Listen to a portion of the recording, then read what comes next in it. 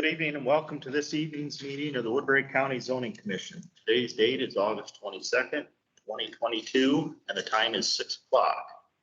Tonight's meeting will be audio taped and minutes will be prepared. In respect to all parties, we ask that those present turn off cell phones or set to vibrate. Those in attendance are asked to legibly complete the attendance sheet upon the front table. I would like to take a moment to review the procedures that the commission will follow tonight. First, commission will handle the normal housekeeping agenda items. Then for each application on the agenda, I will open a public hearing on the item. Planning and zoning staff will then present the staff report, including the staff recommendation. Any letters or other communication received from the public prior to the hearing will be entered into record. The applicant will then have the opportunity to present his or her case and respond to the staff report. Next, we will hear comments from the public. If you would like to speak, either in support of or against the application, you must come to the microphone. Please state your name and address for the record. All interested parties shall be heard, but repetitious comments should be avoided. Repetitious or irrelevant comments may be ruled out of order by the chair. I ask that you remain respectful and courteous in your comments at all times. After all public comments have been heard, the staff and applicant may make a closing statement. Hearing shall then be closed by motion and vote. Therefore, no further comments from the staff, public, or applicant may be heard unless asked by the commission.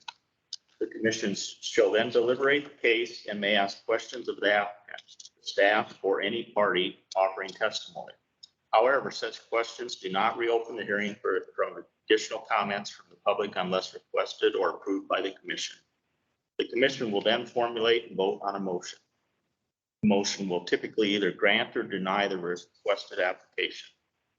Any commission members who has ex parte communication placed in the record of the meeting should do so prior to the beginning of the deliberation of the respective agenda item. First item on the agenda is called to order. Second item, roll call. And this record will reflect the three zoning commissioners here tonight. Jeff O'Toole, Art Parker, and first Vice Chair Tom Bright. Okay. Move on. Public comment on matters not on the agenda. Seeing none, we'll move on. Number 4 agenda item is approval of the minutes from the July 25th, 2022 meeting. Do you have anything to add? Okay, I will second. Motion by Jeff, second by Barb. Move on. Number 5, items of business.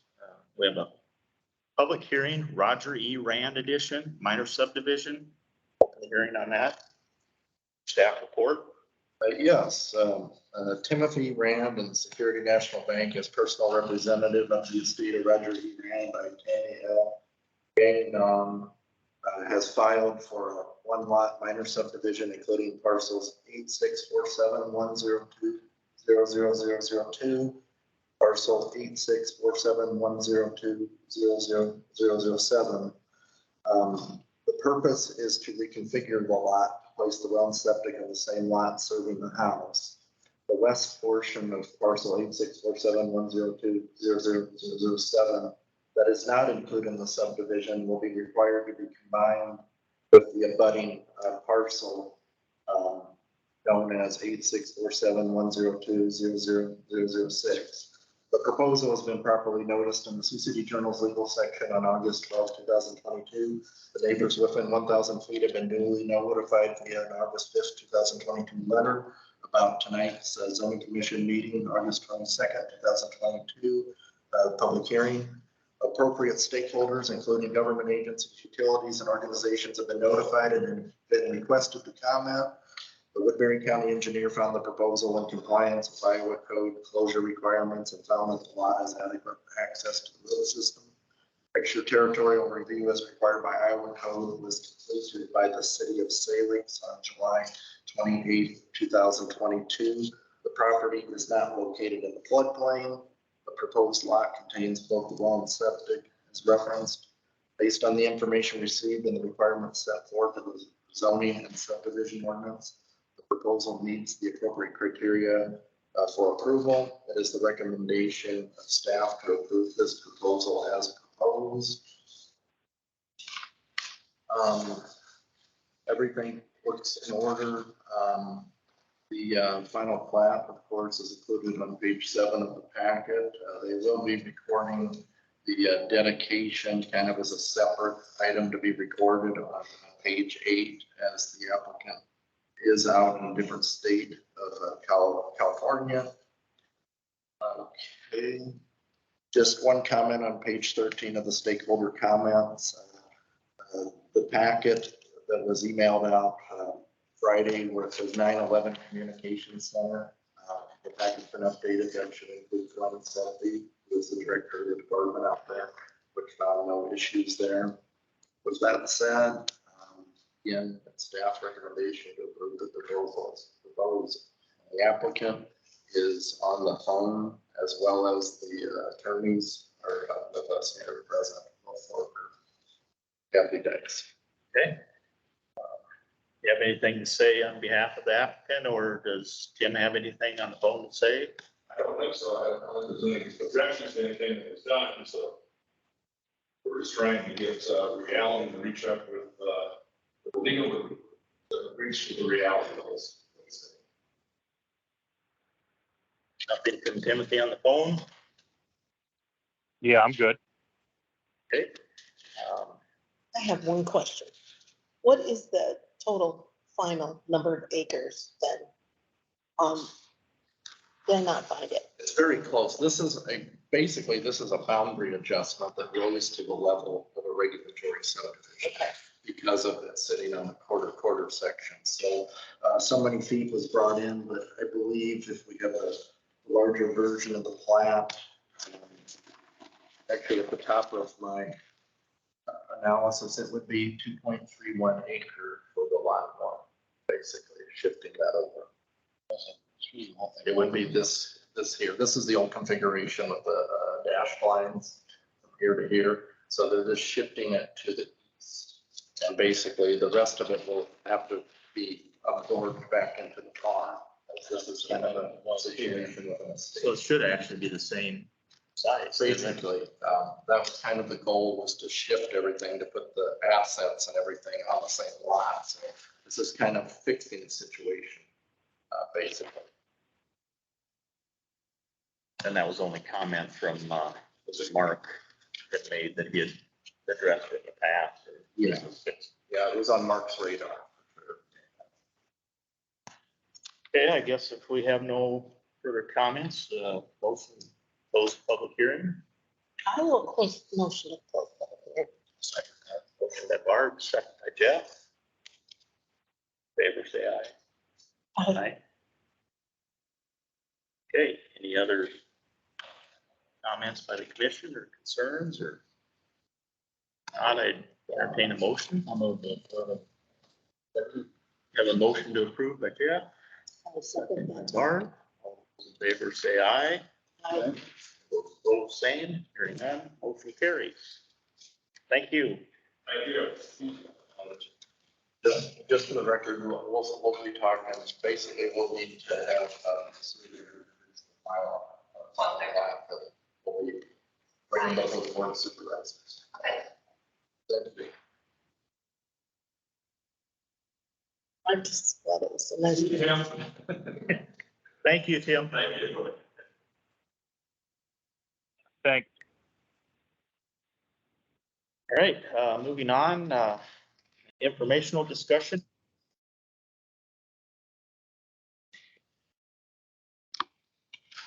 Permitting regulations for temporary or special events. Okay, just for some general background, we just, maybe a couple months ago, I may have discussed the rag drive situation. And when I went before the board of supervisors, I gave back in July, the chairman asked for us to look at a possible solution to the special events type of situation. And what I did is I went out and I looked at some various counties, and Polk County basically had some language in their ordinance about how do you facilitate something that could be temporary, but yet it needs a form of regulation. And so one of the ways that what Polk County does it is they have some criteria in there as a special event, or a respective conditional use. And so, for example, if somebody were to say, hey, we need this piece of farm ground, or we want to hold an event for some period of time, we're going to bring this proposal in. What they would do at the Polk County is likely bring it to a board and say, okay, here's our configuration, here's our plan. We may sell alcohol here. There's a Board of Adjustment Zoning Commission would possibly have the ability to look at that on a temporary basis, and maybe issue a conditional use permit in that way under a timely type of review. There's also different levels too. If something is very basic, you let the zoning office do a very basic one that doesn't have alcohol type of involvement. So there's a number of ways. Again, I'm simply throwing some language out because if we do take something up at some point, it's going to take, of course, formal public hearing here, discussion here, Right. language that we could come up with that we think would be a suitable recommendation to the Board of Supervisors. So there's a number of ways to possibly do it, but just kind of reaching out to one of our biggest counties in terms of this type of scenario. I think the cleanest way to probably do it is update the table of land use, put a special event language in there, and require the applicant to thoroughly define what the event is through the conditional process. Bring it to the board, and then the board looks at all the safety and all the different configurations there to whether approve or not approve a conditional use. So that's what I'm simply putting out there for your consideration, as of course that came to the Board of Supervisors to at least start looking at. And I understand RAGBRAI and various other events definitely be back in the future, those type of things. So if there is configuration based permits that they would have the opportunity to come, the boards will scrutinize some of the situations, and you'll see kind of Polk County kind of throws some language out to saying festivals, carnivals, circuses. So it could be to the point if somebody wants to have a concert or something, to point out their farm, would it be acceptable or not acceptable? And so again, for future language, and of course, I would definitely have questions too about how this has been handled in the past. And maybe why special events didn't pop in there originally back under the 2008, especially because we ran into the situation again with RAGBRAI that we just didn't have a temporary permission period. And so the vendors, the other folks were kind of shocked by that from the aspect of some counties use what you call special use permit. Special use permit could have different configurations depending on zoning administrator does it, or if it goes to zoning commission, Board of Adjustment. But again, if there's some language in there, it could be a possible option to alleviate a situation that would give somebody at least a chance to present their case to the boards to maybe have the ability to do something during a special event. So that's all I've got there. But this is just an information item. This would strictly be targeted at events open to the general public, not a private that's held.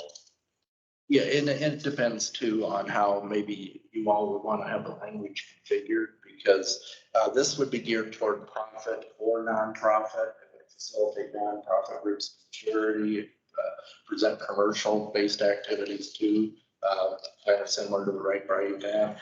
This kind of language here kind of puts a kind of a 20 or 14 days, kind of puts a time frame on. But then again, through the conditional use power, boards still have the ability to regulate times, time frames, et cetera. So 14 days would be 14 contiguous days, but you could have up to 21 days.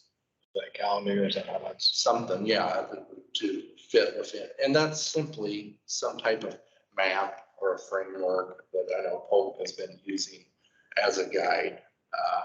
Again, these are really kind of meant for basically a unique situation. So how do we have language that kind of gives us enough room where somebody can bring a reasonable proposal? It's going to be a threshold. I mean, the expected number of people. Yeah, if you're gonna have a big outdoor concert, 5,000 people, it's a lot different than if you're gonna have a small fundraiser, 50 people there.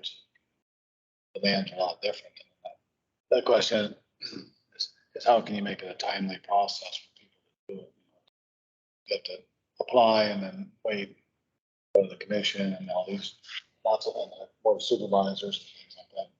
Would be, take 60 days to get it, which, And for that's, a guy that doesn't plan, that's a long time. Small events maybe should just be made available through a commit, simple commit, instead of a. well, and that's what I would ask for your, suggestions on how maybe this could be adapted or worded, that if something, if you're looking at kind of basic rights, and if you would say you have an extended birthday party or something, how are we gonna get down to the point of regulating 10 people showing up to a property? Or are you gonna leave some room in there where you can celebrate? Someone's on the wedding on my farm, I know, so they gotta get a special history. Yeah, that's the thing. I don't know. And I was thinking do the you exact have- same thing. There is no regulation on that currently as far as, or a limit. Well, we would not get into telling somebody that they can't have a basic wedding party. This is where commercial is. Right, that's what I was getting at. So if it's open to the general public versus a private party would be probably not included in. Yeah, and I really think the key words here where it says commercial, or excuse me, both profit and nonprofit groups. So if it's an actual function tied to a specific mission, that's different than just you holding an event for your family. And I think that even this language would keep us being able to do that. I don't think, that's the key point. Anytime you look at a new proposal, we got to balance rights out so that we know for sure if there's any unintended consequence. And even like Jeff's comment too, a 60-day period for a small event, even if it's too much, so maybe just an application type of thing instead of a rag ride. I mean, they know the event's gonna be here, they know 6 months, 8 months, 10 months, 12 months, whatever. Yeah. They have time to go through a process. And that's where kind of the issue was from before too. If they would have showed up to the county, say back in January, I think we all could have identified a possible route. But when you move into May, April, May, when you're getting closer to the county legislation, you're talking about zoning commission, you're talking about board of supervisors in 3 set weeks. On top of that, a robust proposal language that anytime we do a public policy, good public policy involves the entire county. We don't switch policies, highly recommended by one group. You look at, is there a demand? Is there things that have to be adjusted or fixed or perfected in some way?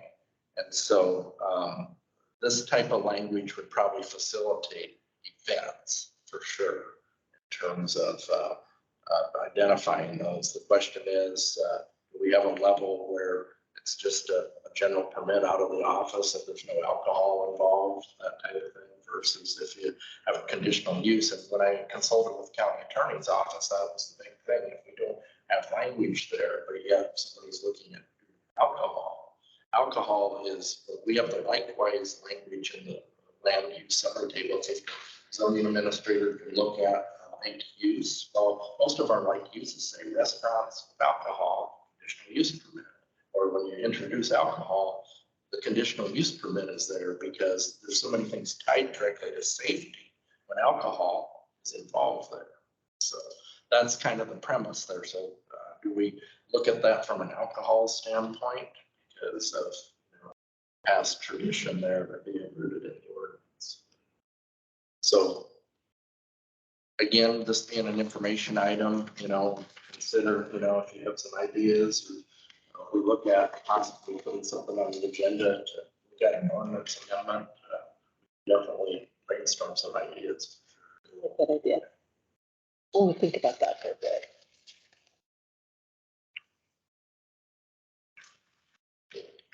That's all I've got.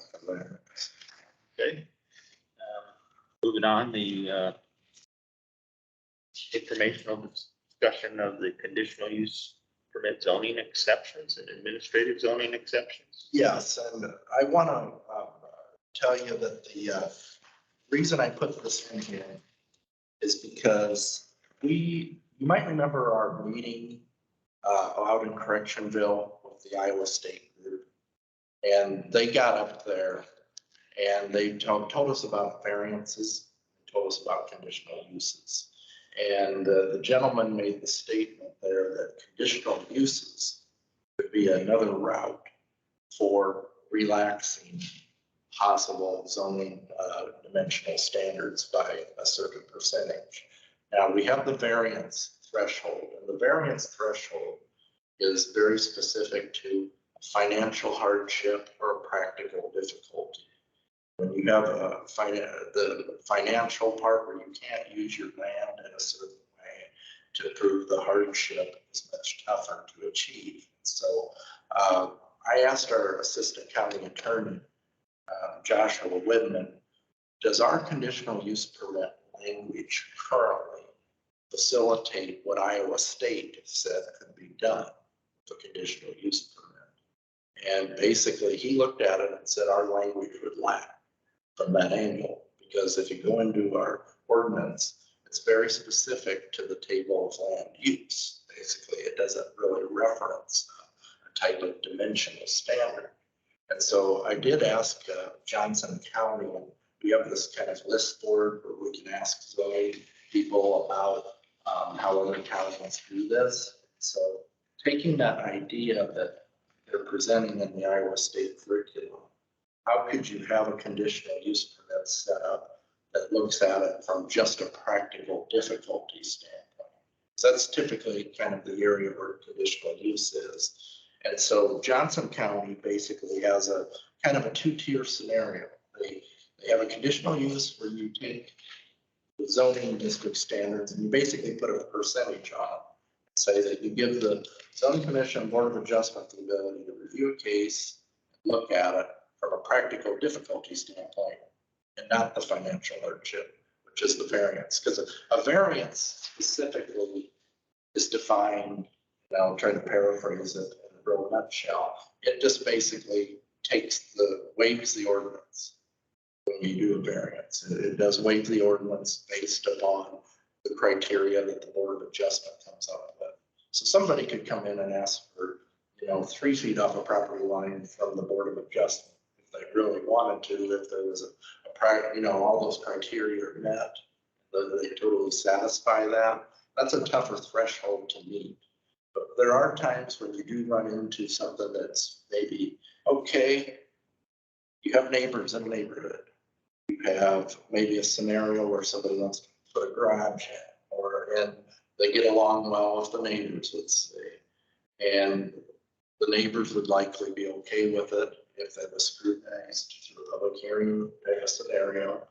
And maybe they could ask for a little bit of relief based upon what that scenario is. That's basically what Johnson County does with this language in terms of it gives the board's authority up to 50% and gives the zoning administrator a real much more narrow. I believe it's no more than 10%. So if you take a 10% ratio there, or reduce a required setback to less than 5 feet. So they kind of, so if you're just dealing with, if somebody's just a foot off, 2 foot off, that type of thing, then it might be a possibility. Somebody could, have their say in court, basically, and I mean that in the contents, having a review over, something of that nature. And so I simply bring in this here as again, an information model only for consideration, just to see if it could be something that we run into as something that maybe is not to the extent of where it could get a variance criteria, but yet it could be something very reasonable. The whole goal is to not change what the rules are, but it's to look at things that are real, reasonable projects that are, because when you're dealing with a lot of times too, when you're dealing with 100-foot setbacks out in farmland and somebody happens to buy the homestead and they're, let's say 98 feet versus the 100 feet, there are kind of borderline areas there possibly that could be, part of that consideration as well. So I'll just put that out there as just information if that would ever want to be considered by the board.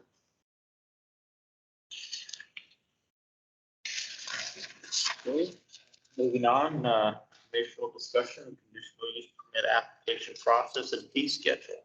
This is basically kind of a follow-up to the couple meetings back when I was discussing the process of going through a typical conditional use. And the Board of Supervisors did update the fee schedule at the beginning of August. And the key point of updating this was to give us this language that helps us with the costs. It concerns the mailings exceeding a certain amount because of the large scale process. And so the supervisors basically, my liaison, specifically Keith Braddock, kind of mentioned we got to look at a few of those fees. So we kind of updated the subdivisions, went up a little bit, but we kept the fees pretty much intact of where they've been, because shockingly, doing some analysis of other counties, they really have not adjusted their fees for inflation either. And talking to the county engineer, he brought up a fascinating permitting perspective. And really, there's a theory that if you make permits too excessive, it incentivizes folks to not look into getting the permits that they should get. And so, yeah, and so therefore, you want permit fees reasonable. Mark even has a few permits that they don't charge for, like working right away permits, et cetera, because they want people to reach out and interact with the county. So that's kind of the theory behind that. So I just simply wanted to update you on that, as well as that reason these projects, our conditional use permits can get pretty big the way that these ordinances are. The first example is the tower project that we had by Sloan a few years ago. When you clip a town, you're going to get a lot of people inside of that address range. We had the animal hospital up on Morningside Avenue, which happens to be the one or two county parcels that feel like it's in Sioux City. Well, we clipped a lot of those residential neighborhoods, brought a lot of people in there. And so once you clip a certain amount, you're looking at, the rate of what your permit fee is, how much time we all put into these projects, et cetera. And so I would say cell towers also require a mile.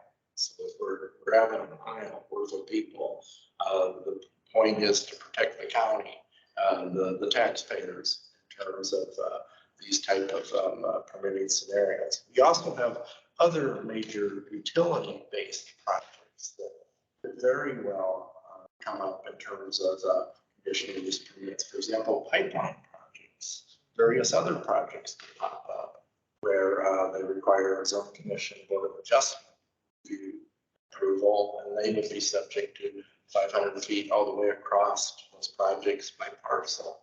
So those are definitely significant projects as a whole. And so this language better equips to protect the taxpayer from incurring costs from the excess. But that's pretty much the update I've got there.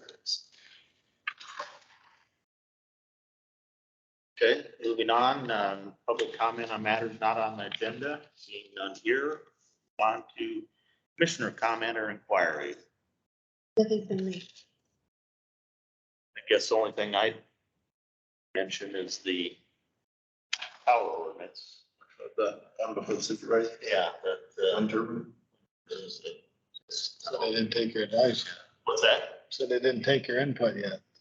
What do you mean? You go too far, but it's. Oh, yeah. Well, that's, I've kind of warned people that Well, really the only comment or information I have is last couple of weeks. Tomorrow night is the third reading, third public hearing. So the last 2 weeks, Mark Garner and myself went up and Mark presented a general staff report that kind of talked about different research items that he had looked at, from even some European studies all the way back to more local studies that talked about the separation distances. Mark saw a number of proposals, and he ultimately recommended looking at height, doing a multiplier, basically like 3.5 times the height of the entire thing. And he ran a calculation that his formula would make it about a 2,000 or so foot setback based on some numbers that were shared by the current interested applicant, potential applicants. The proposal was put out on the floor to look at revising 6.1A of that ordinance, which is specific to residential setback, which I should have said first. And so the proposal on the floor, the readings are looking at a 2,500 foot specific setback for those towers. And so that's kind of where we're at. What the public meetings really consisted of was a number of people definitely have showed up. There's been representatives, of course, on both sides. The folks that are for the larger setback have brought a number of, scenarios to the public hearings, and of course, the ones that do not support it have brought some points too. So the typical legislative process is what we're in stuff right now. So Mark's recommendation is actually, would you say 2021?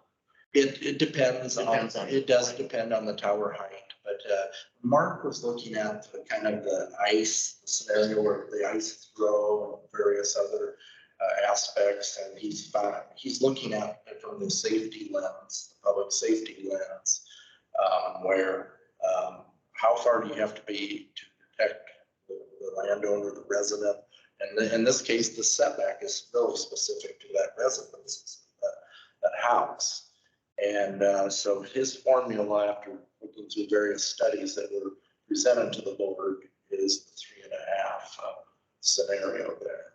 So who is, if the county approved the setback, that's, say they stay with 12 feet, and then there is damage from a turbine at 2,000, does the county have any liability on that? If they're the ones that approve the setback distance? Technically, I don't feel equipped enough to comment on that as much as I would typically say that those are typically civ-based situations. Two parties, it's sort of if a landowner has a dispute next to their neighbor. Technically, when you do those easements, they acquire that land, that's their asset. That's their asset up against the neighboring land's asset.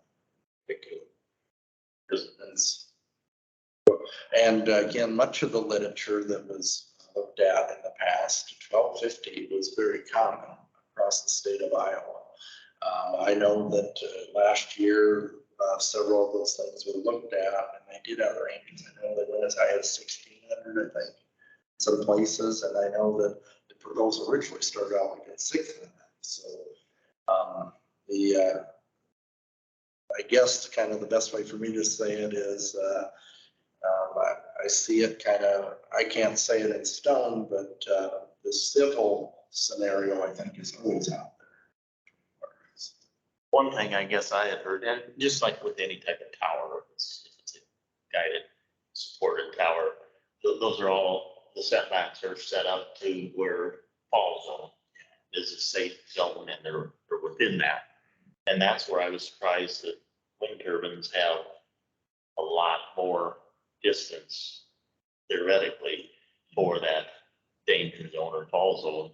And the one thing I'm not going either way, but somebody had informed me that they have a good neighbor payment that these companies make, that if they're within 2,500 feet or whatever of a tower, they'll pay them so much. I don't know if it's a yearly payment or whatever, but if they sign a liability form waiving any liability, I'd never heard that before. And I don't know if that's even true. That's what I've been told. I guess that was one thing that surprised me, that if they're saying 2,500 feet and that's the liability waiver. Yeah, and again, a lot of it is of course the legalese, but I am aware of those agreements That are out there. that are potential. I'm not saying any of these groups have specifically done it one way or the other, but those are a potential of a respective place to put a document out there that looks at it from, an obstruction. I don't know enough, I guess, about added set of language. We look at it from liability unless it's a way to waive civil suits. Because I've never actually heard of any damage from it other than part of the roads when they're doing construction, but I've never heard of anybody having ice come off the blade, do anything. Yeah, Gonna there's, travel a half mile. Well, it's kind of hard to believe, but I know when they do those velocity studies, they can really have a predictor on some of those items to an extent. I mean, I guess, I mean, I know on shooting ranges and shotgun, they want 900 feet, even though most of your shots in 450, so I mean, probably the safety. the safety factor. Probably where you get a lot of that is. Have they even brought up, applying the setback to property line instead of resident? I haven't been to any meetings, so I don't know. It's been very specific, I think, to the residential scenario. I had the question too, where we discussed, confinements, home confinements, and you have the separation distances when you install them and put them in. People do have the right to build closer. If you're running one, you could have your house there Right next to it. that scenario there. And the neighbor across the road doesn't have to worry about that setback, reverse setback then. Well, Or how's that, if they don't have any association to the hog confinement? well, you're talking about a pre-existing neighbor there. Well, I'm just, if Bill Blow owns 40 acres here with nothing on it, but a hog confinement goes in right across the road, then Well, they have to meet the setback when they install that from the respective house. no, but what I'm saying is there's a fair parcel of 40 acres. And a hog confinement comes in across the road, their setback is from a residence. Typically, they measure those residents. So do you apply the reverse setback if somebody wants to build a house right across the road from the hog confinement? Technically, the reverse setback would not be applied because they are out there, they're aware. We would probably say, what's there, that type of scenario, but the farming community too, with the ag exemption, farmer group decides to build, homes. Right, but I'm just, if it's a non-farm application, they still have that right versus the interment would be taking that right away. Yeah, the zoning ordinance doesn't put a restriction on them specific to a CAFO. Great. Guess, moving on then, if that's it with inquiries, any other staff update or comment? That pretty much covered it. I was gonna just simply say that those public hearings are going through, so we covered that. All right, moving on then, you'll say to adjourn, okay, we have a motion. Second. All those in favor say aye. Hi.